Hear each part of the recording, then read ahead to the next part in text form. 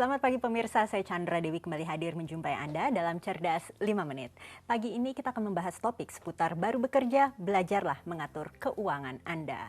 Dan di studio Metro Manulife, saya telah ditemani oleh Bapak Lugowo Kusumonegoro, Presiden Director dari Manulife Asset Management Indonesia. Selamat pagi Pak Lugowo. Selamat pagi Pak Chandra. Pak Lugowo, ini saya ingin menyoroti bagi anak muda usia 20-an ini Pak. Biasanya ini baru bekerja dan biasanya juga ada masa-masa euforia ini. Sepertinya seluruh gaji dihabiskan untuk gaya hidup. Pandangan Bapak bagaimana? Kalau mau traktir pacar, traktir teman, traktir orang tua, saya pikir wajar-wajar aja gitu ya, mensyukuri bahwa dia sudah mendapatkan rezeki pertamanya. Kenapa tidak berbagi kebahagiaan itu dengan orang lain?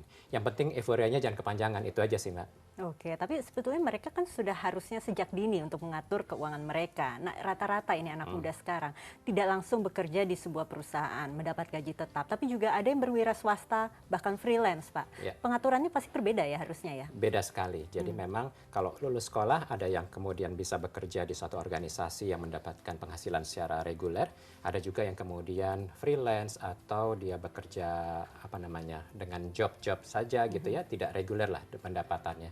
Nah ini tentunya pengeluarannya beda. Kalau yang mendapat penghasilan reguler, maka dia akan lebih mudah mengatur pengeluarannya. Sedangkan kalau yang penghasilannya tidak reguler, itu akan lebih menantang dan dituntut yang bersangkutan harus lebih berdisiplin dalam mengatur pengeluarannya. Karena dia harus mempersiapkan juga tabungan di masa dia tidak punya penghasilan. Jadi lebih menantang. Oke, ini tantangannya pasti berbeda dari masing-masing ini Pak. Kiranya pos pengeluaran yang harus direncanakan dari awal apa selain tabungan tadi? Berapa persen kiranya? Oke, Idealnya. kalau idealnya, kalau aturannya untuk jangka panjang ya, apakah itu buat menikah, kemudian buat pensiun, buat pendidikan anak, itu aturannya kalau secara umum adalah 10% dari penghasilan. Tapi kalau kita penghasilannya tidak rutin, tidak reguler, maka ini harus lebih dari 10% karena kita juga harus mempersiapkan tabungan di saat kita sedang tidak punya penghasilan. Ya. Perlu diingat juga bahwa kalau kita bekerja di satu kantor gitu ya, itu biasanya urusan jaminan sosial, asuransi kematian, asuransi kesehatan, pensiun itu biasanya sudah diurus atau menjadi bagian atau benefit dari yang diberikan oleh perusahaan.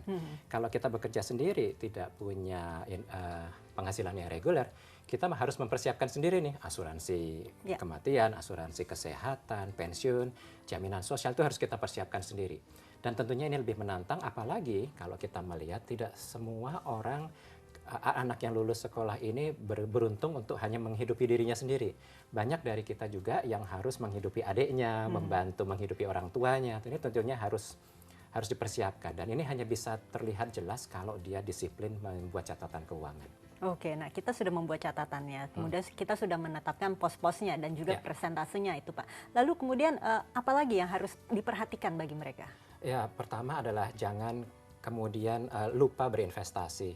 Sebagai profesional muda dia juga harus belajar mengenai instrumen-instrumen investasi yang bisa membantu dia untuk menempatkan dananya agar mendapatkan return atau imbal hasil yang lebih optimum daripada hanya disimpan di bank.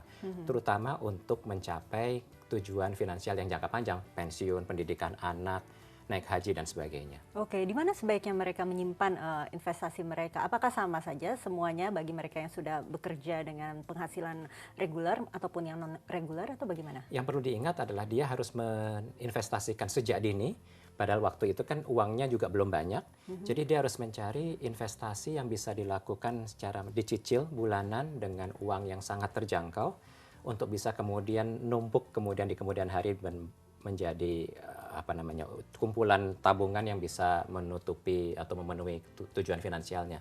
Reksadana antara lain itu bisa dimanfaatkan. Bisa dimanfaatkan. Barangkali ada saran dari Pak Lugowo kiranya bagi anak muda yang baru mulai bekerja ini Pak, dan tentunya sudah memiliki penghasilan. Oke, nomor satu ya selamat, jangan terlalu lama euforianya, tapi harus bersyukur dan kemudian merencanakan masa depannya seperti apa. Jangan lupa membuat catatan keuangan dan perencanaan keuangan buat dia maupun keluarganya. Baiklah Pak Lugowo, terima kasih banyak atas kehadiran dan informasinya Pak. Sama-sama Mbak. Demikianlah pemirsa Cerdas 5 Menit, Cerdas Finansial untuk episode kali ini. Saya Chandra Dewi, terima kasih dan sampai jumpa.